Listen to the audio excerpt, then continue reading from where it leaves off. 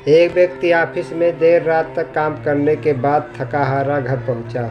दरवाज़ा खोलते ही उसने देखा कि उसका 5 वर्षीय बेटा सोने के बजाय उसका इंतज़ार कर रहा है। अंदर घुसते ही बेटे ने पूछा, पापा क्या मैं आपसे एक क्वेश्चन पूछ सकता हूँ? हाँ हाँ पूछो, क्या पूछना है? पिता ने कहा। बेटा, पापा आप 1 घंटे में कितना कमा लेते हैं?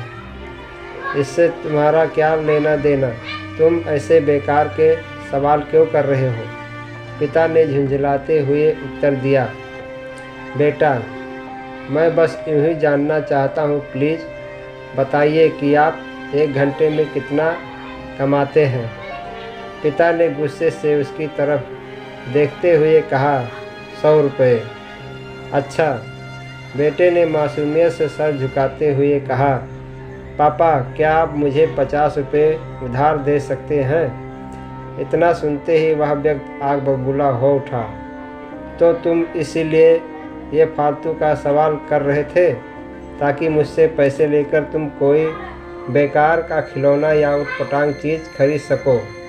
चुपचाप अपने कमरे में जाओ और सो जाओ।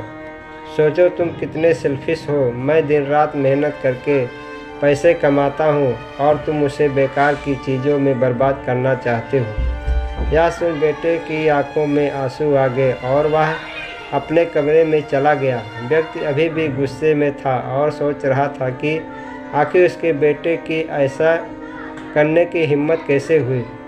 पर 1 आध घंटा बीतने के बाद वह थोड़ा शांत हुआ और सोचने लगा कि हो सकता है कि उसके बेटे ने सच में किसी ज़रूरी काम के लिए पैसे मांगे हों, क्योंकि आज से पहले उसने कभी भी इस तरह के से पैसे नहीं मांगे थे।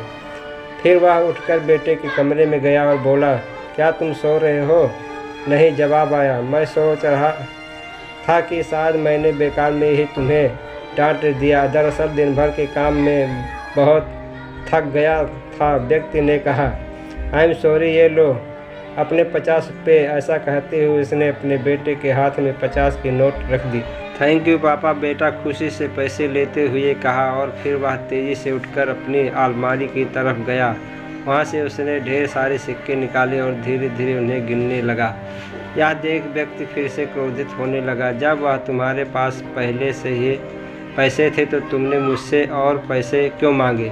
क्योंकि मेरे पास पैसे कम थे, पर अब पूरे हो गए। बेटे ने कहा, पापा आप मेरे पास 100 रुपये हैं, क्या मैं आपका 1 घंटा खरीद सकता हूँ? प्लीज़ आप ही पैसा ले लीजिए और कल घर जल्दी आ जाइए। मैं आपके साथ बैठकर खाना खाना चाहता हूँ।